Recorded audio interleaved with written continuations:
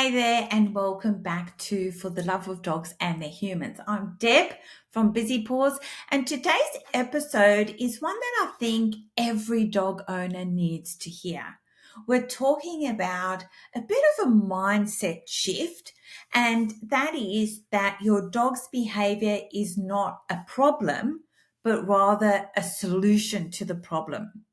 So let me get into a little bit more about what I mean by that. At the heart of this podcast, there is one powerful truth, and that is that dogs feel an emotion and then they behave. Now, if you've listened to my first podcast, episode 1, about the stress bucket, if we relate it back to that stress bucket fills up, they feel an emotion, and then they respond, and then they behave. And that's it. That's the formula.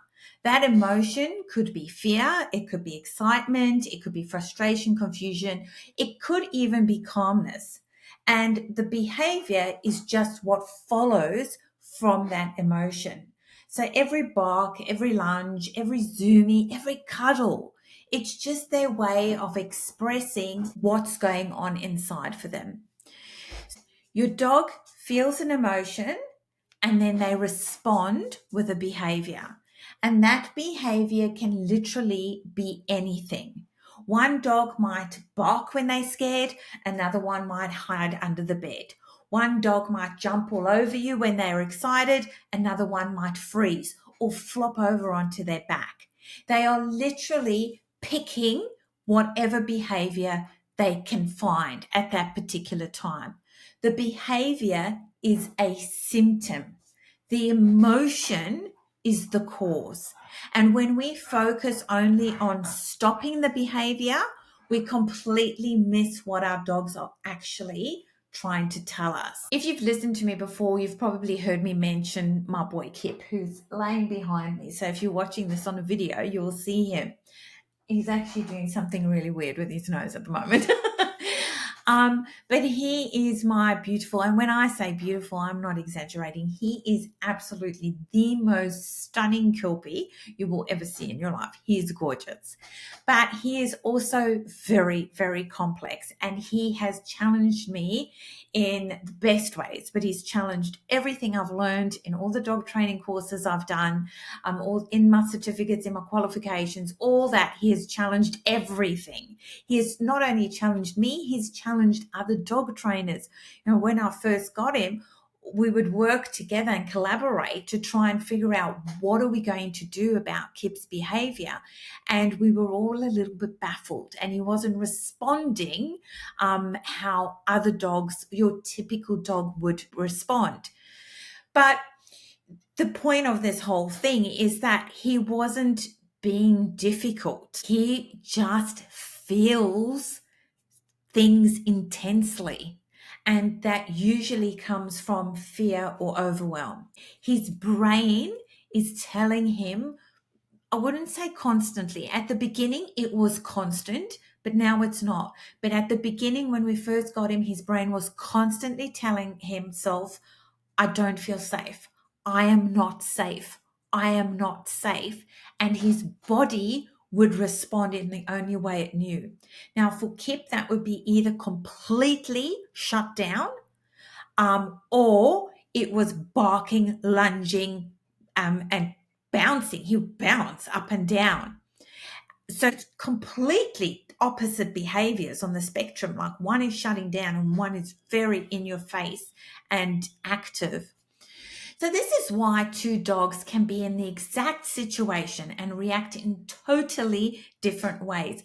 Thunderstorms are a great example. We have dogs that will be absolutely shut down completely, panting, can't move, can't function because of there's thunder and lightning outside. Then you've got another one who's also experiencing fear, but just can't sit still. And it's just running around, panting and worrying. The emotion is the same. They're both scared and worried, but the behavior is completely different. The behavior isn't random. It's emotional. And when we can understand that, instead of asking ourselves, how do I stop this behavior? We can start asking ourselves, how can I help my dog feel better. Not only helps the dog, but it also helps us, because when we're asking ourselves, how can I stop this behavior? It's coming from a place of frustration, anger, all those negative emotions. How can I stop this? I have to stop this behavior. It needs to stop. It's coming from anger and frustration, which is understandable, but it's still not a great emotion. Whereas if you rephrase it to, okay, my dog is feeling something. How can I help them feel better? You're immediately flipping that it's no longer coming from frustration or anger, but it's more empathetic. It's more understanding. It's more coming from a place of love, which is obviously always a better option. When we start coming from that more empathetic side of things, that is really where the magic starts to happen. And not only for your dog, for you too, because you're coming from a good place, something that feels well. So it's going to, of course, affect your dogs. Dogs are natural problem solvers. They're always trying to figure out problems, and they're clever little things too. They're always trying to figure out how they can feel better, how they can get what they need, or avoid what makes them uncomfortable. So that is what behavior is. It's problem solving. If barking helps your dog feel safer, they're going to do it again and again. If hiding works for them, they are going to hide. Behavior is a solution to an emotional problem. Now, we need to kind of read between the lines or read between the tails. Our dogs are constantly communicating with us through their behavior, but also through their body language. So when we see our dogs tense up or they tuck their tail, those are things that I think most people know, that when a dog's tail is tucked under, they're not feeling very confident. But there's things like dilated pupils, just pacing and not being able to sit still, just pacing. I've been to clients' homes and the dogs just can't sit still. They can't relax. They're just pacing around. That is because they're feeling an emotion, their bucket is filling, and pacing is the behavior that they're picking. Lip licking is another very subtle sign that dogs give us that they are uncomfortable and unsure of what's happening at the moment. They're all little clues. Another one which I want to mention at this stage is growling. The worst thing you can do is correct a dog that is growling. Now, if you think about a dog, the growl comes before the bite. They are basically saying to you, I'm worried, I'm not comfortable, I'm growling, and I am going to bite if this carries on going. So when our dogs growl, that is such great communication. And we need to pay attention and go, right, this dog is not in a good place. I need to help them out and get them out of that situation or step in and help them. Okay. So if a person is making them feel uncomfortable, you might have to step in and say, okay, you're going to have to leave, or you're going to have to move away, or whatever. Growl is a very, very essential communication from a dog that should never be ignored, and it should not be punished either, because it's your dog trying to say, I am at the end of my tether and I'm going to bite you. So that's just a little bit of a side note about growling while we're talking about reading between the lines. You don't need to be a behaviorist. Just be curious and patient and willing to look past the behavior. It's not all about the barking. As frustrating as it is, it's not about the barking. What is going on for your dog at that time? When we can look at behavior through that lens, it just changes everything. So now that you understand that behavior is driven by an emotion, what can you actually do to help? The first thing is pause and observe. So before reacting, try and figure out what your dog might be feeling in that moment. So, for example, if your dog is barking at the window, and this is quite a common problem for a lot of dog owners. Kids come home from school and the dog is at the window, yak, yak, yak, yak, yak, going off. Just stop and look at your dog, look at their body language, try and get a sense what is going on here. Are they actually scared? Are they trying to be protective? Are they worried? Is it that? Is that the emotion? Or are they actually excited? Is the movement of the kids really exciting for them? And that's a kind of a game that they're playing. They bark and chase the thing that's moving away. So just pause and observe and try and figure out what are they feeling in that moment. The next thing you can do is support the emotion, not punish the behavior. So we'll use that example again. Your dog is barking at the window when kids are walking home from school. Now, let's say you've watched and you've gone, okay, she's actually scared. Look at the tail. Where's the tail? Is it up straight? Is it tucked down? Is she having defensive? Does she look defensive? Or is she actually, having a bit of fun? Does she look like she's playing when she's playing tug with you? Or is it does she look different? If you've come to the conclusion that actually she's scared, then she needs to feel safe. So then start thinking about, okay, when the kids are coming home from school, how can I make my dog feel safe? That needs to be the priority, not correcting the behavior. Because like we've already established, the barking isn't the issue. It's the emotion that's going with the barking. That's what needs help. That's where the struggle lies. Creating a calm environment, everything comes down to calmness, and the environment is part of it.